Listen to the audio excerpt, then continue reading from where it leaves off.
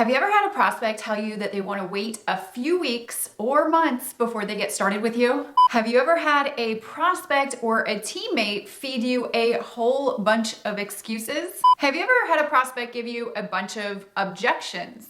Have you ever had a teammate tell you they couldn't go to your company training event? Well, in this episode, we're going to be talking about how to set yourself up so you can avoid all of this drama from happening to you. So stay tuned.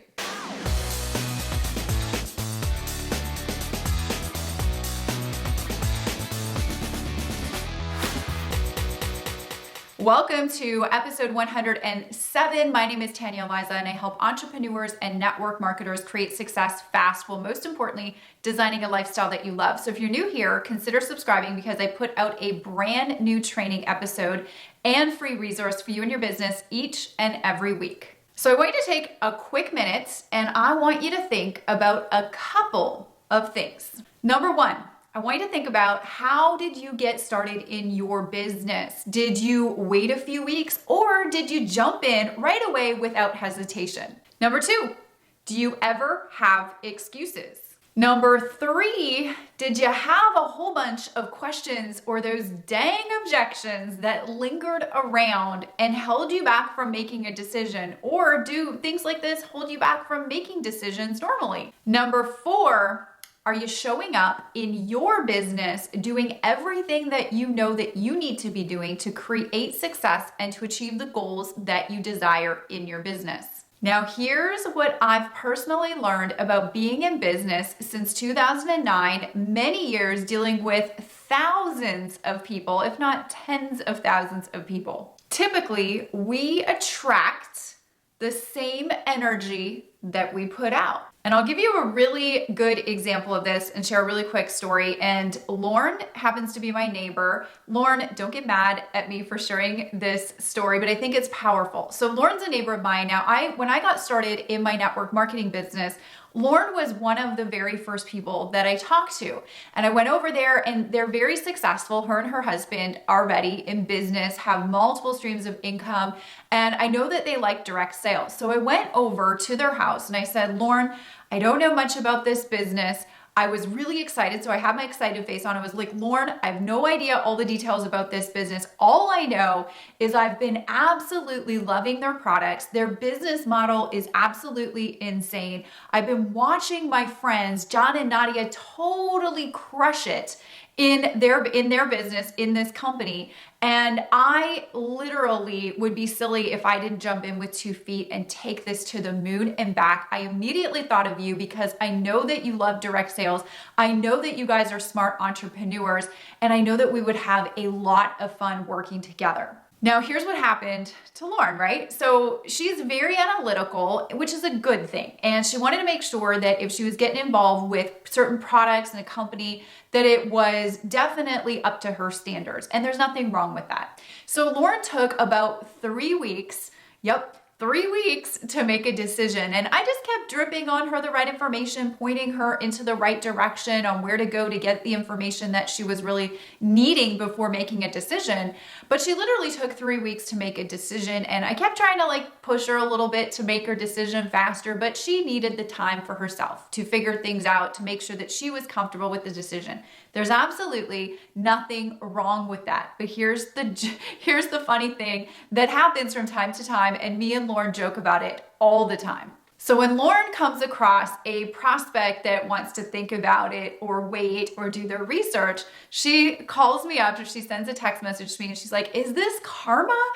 Is this karma? And I was like, you know what? It's really funny how we tend to attract the same energy that we put out. So if the energy that we're putting out is we've got to do our research, we've got to think about it, we've got to pray about it, all of that, what's going to tend to happen is we're going to transfer that energy onto our prospect, and our prospect is going to think that they have to do all those same things as well.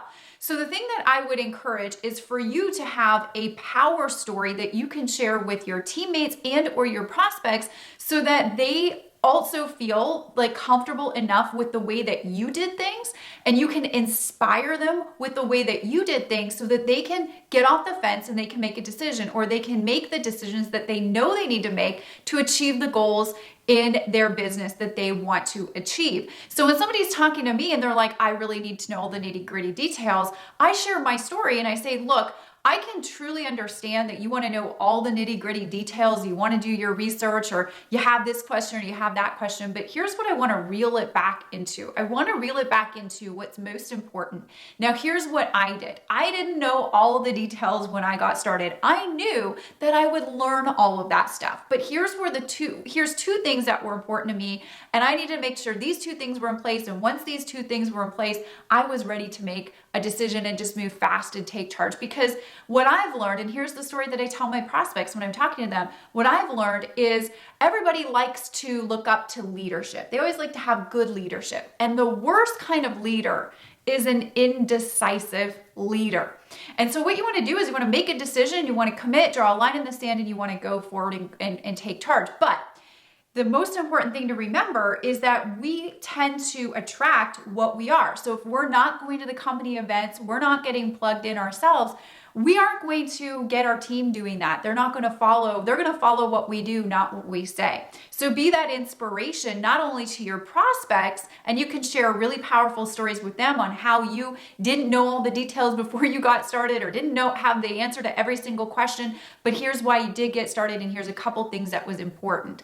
So I encourage you to have that energy so you can transfer that energy from you to your prospect, and also from you to your team, especially if you want your team to show up at company events and training calls. So if you're considering joining a business where you have to enroll customers or teammates, you've got to be the person that you want to work with.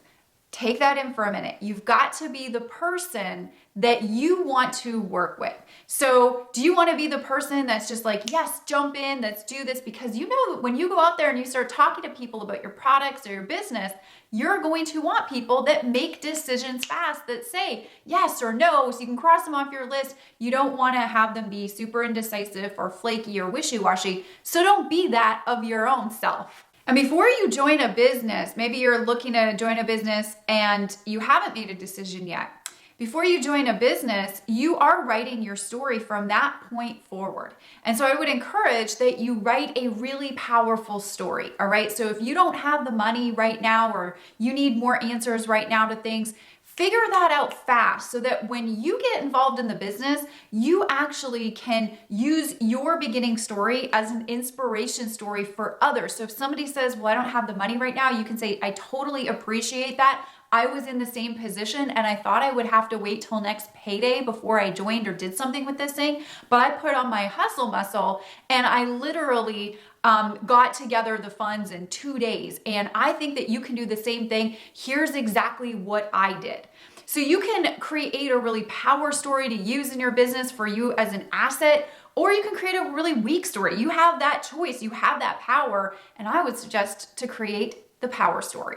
So remember, it all starts with you. Be the person that you want to attract in your business. Be the customer that you want to attract in your business. It starts with you. All right, so in every episode of Tanya Aliza TV, we like to equip you with a free downloadable resource that will help you crush your results in your business. And today we have my home business survival guide ready for you, which is the 7 skills you absolutely need to learn if you want to build a big team globally fast and recruit effortlessly.